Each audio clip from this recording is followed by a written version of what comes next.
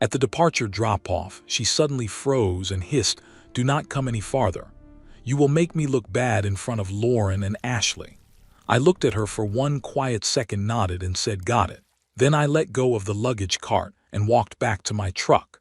3 weeks later, when her plane touched down, the person waiting at arrivals definitely wasn't me. Rosie and I had always lived in different realities.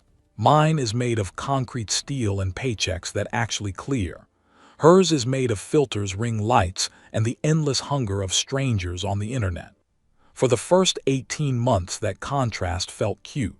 6 months ago, she left her solid corporate marketing gig to chase full-time influencer money. We shook on a deal. I would carry the big bills: rent, utilities, insurance, for exactly 6 months so she could launch properly. She would use her own savings for cameras, clothes, trips, everything else. It was a loan with an expiration date, not a lifestyle subscription. Within weeks, her business expenses started looking suspiciously like designer handbags and five-star hotel balconies. And I could feel the resentment building like water behind a dam. The little digs had been piling up for months. My hobbies weren't content-worthy. My wardrobe wasn't on brand. My entire existence was apparently dragging down her aesthetic. This upcoming 3-week content trip across Europe was meant to be her make-or-break moment. Her final splash before the 6-month clock ran out, and she had to start paying her own way again. The airport scene wasn't the first warning sign, but it was the one that snapped the last thread. I pulled up to the terminal, wrestled her 3 enormous suitcases out of the trunk, and started pushing the cart toward check-in. That is when she spotted Lauren and Ashley waiting by the counters, dressed like they were shooting a Vogue spread instead of boarding a red-eye. They glanced at me in my faded jeans, work boots, and hoodie. And did that tiny nose wrinkle people do when something smells slightly off? Rosie stopped so fast the cart almost tipped. She whipped around, eyes wide with genuine alarm. "Okay, this is far enough," she whispered through clenched teeth. I blinked. "I was just going to walk you to security." She actually rolled her eyes like I had suggested riding a donkey through the terminal, a quick panicked glance at her friends, then back to me. "No, seriously, do not. You will embarrass me." There it was, plain, unfiltered, and final. I wasn't her partner saying goodbye. I was a liability to be hidden before the cameras came out. I saw Lauren cover her mouth to hide a smirk. Ashley lifted her phone, just a fraction, probably already recording for the group chat. In that single second, every memory rearranged itself into perfect focus.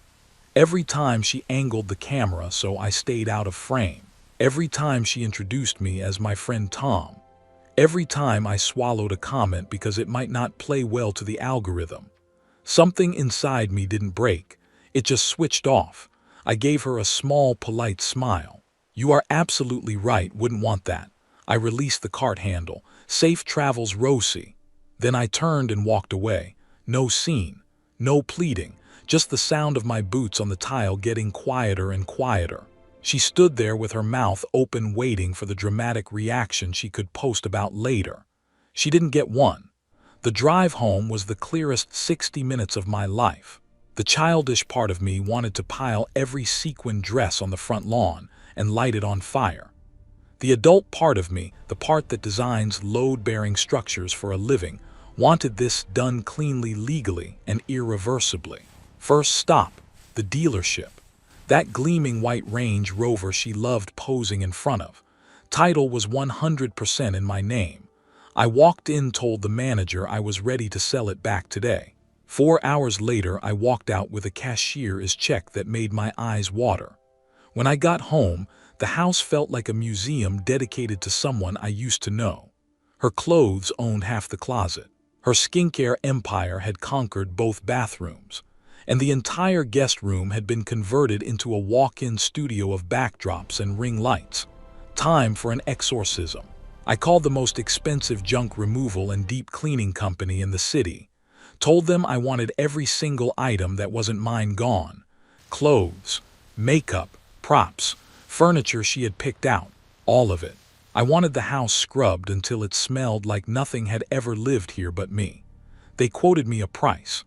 I told them I would double it if the whole job was finished in under 36 hours. While they worked, I handled the digital purge, changed every shared streaming password, removed her from every bank account and credit card. Then I logged into the back end of her influencer website, the one I had built and hosted for her when she started, and quietly switched the admin email and recovery number to mine. I now own the keys to her entire online kingdom.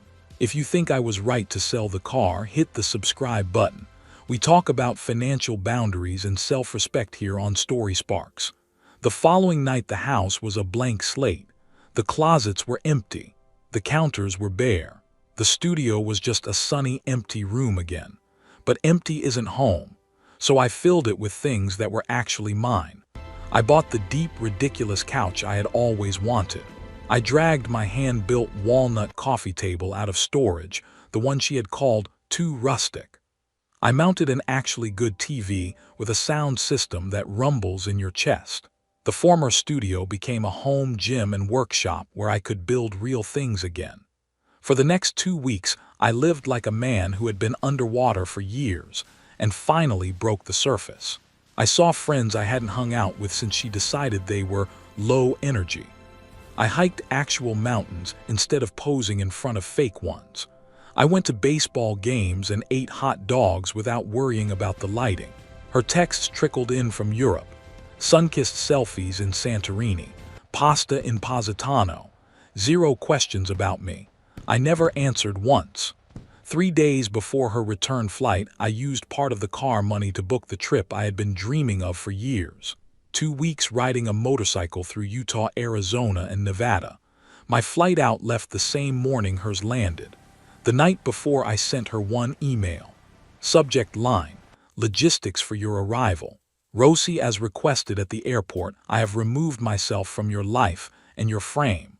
All of your possessions have been professionally packed and placed in paid storage. Unit 42, 123 Storage Way. Code 1234. First month covered. The vehicle has been sold. It was titled solely to me. The house locks have been changed. You are no longer on the resident list. This should give you the clean backdrop you have always wanted. I will be offline and out of the country for the next few weeks. Best of luck with the brand. Tom. I hit send, shut the phone off, and went to bed smiling for the first time in months. Update 2. The meltdown. I was camped under a sky full of stars in Zion when I finally powered the phone back on 5 days later. The explosion was glorious. Hundreds of missed calls. Voicemails that auto-transcribed into pure high-pitched chaos. Texts that went from confusion to bargaining to threats in record time. My buddy Dave had been feeding me updates.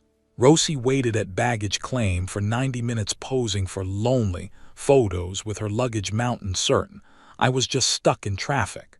When I never appeared, she lost it right there on the curb. She eventually paid $180 for a cab to the house. The driver helped unload her 3 giant bags onto my front porch. She waved him off, dug out her key, and nothing. The key didn't work. She stood there in designer sweats, 3 weeks of European haul around her, realizing she was officially locked out. Her friends Lauren and Ashley suddenly had plans and couldn't possibly fit 3 oversized suitcases in their tiny city cars. Her parents had to drive 2 hours to rescue her. Dave, his neighbor, filmed the whole thing from across the street. Dad red-faced and yelling. Mom crying into tissues. Rosie sitting on a Louis Vuitton trunk like a deposed influencer queen. That same night, the 3 of them launched a coordinated Instagram tear storm about toxic men and being abandoned with nothing. This is a tactic called the victim card, using emotional manipulation to control the narrative when you are actually the aggressor. I had already sent a calm heads-up to the friends who mattered, so the smear campaign landed like wet tissue paper. Someone leaked what she had actually said at the airport. The victim edit didn't stick. The cherry on top was her website. While riding through the desert, I had made one tiny update from a gas station Wi-Fi. I replaced every polished photo with a full-screen scan of the junk removal invoice, total circled in bright red, and the caption, Brand refresh in progress. Stay tuned. She saw the screenshot. Someone said she screamed so loud her parents heard it downstairs. They took the entire site offline in under an hour. A week later, the lawyer letters arrived. Fancy stationery demanding I return her house keys and provide ongoing support. My attorney, who lives for this stuff, fired back copies of the deed, the car title, and an itemized bill for every dollar she had never contributed in the past year. The letter closed with an invitation to see him in court if she felt lucky. Radio silence ever since. Final update. The foundation. 4 months have passed. My house is quiet, solid, and mine. The coffee table I built with my own hands sits in the living room looking exactly right. The workshop is full of new projects. The couch is broken in from actual naps, not photo shoots. Word is Rosie moved back in with her parents. The influencer account is a graveyard of throwbacks and vague quotes about growth. Lauren and Ashley ghosted the second the free rides and borrowed clout dried up. The only echo I ever got from her came last month. A gallery owner I know called laughing. She had walked in trying to sell him some of the cheap particle board furniture she had insisted we buy because it photographed better. He told her it was worthless. She apparently started ranting about how I destroyed her empire. He told me, "Bro, you didn't destroy anything. You just stopped paying for the smoke and mirrors." Turns out there was nothing underneath. And that is the whole story. She spent years training an audience to believe her life was perfect, because I was standing behind the camera holding everything up. The second I stepped out of frame, the whole illusion collapsed. She chose the spotlight over the person keeping the lights on, so I turned the lights off. Now I am building things that are real, furniture that will outlast trends, trips that do not need a hashtag, a life that doesn't require a filter to feel good. She wanted a backdrop that made her look flawless, but I was never the backdrop. I was the foundation. Foundations do not pose. They just hold everything up until they decide to walk away. Then the whole pretty house falls down. Thanks for watching.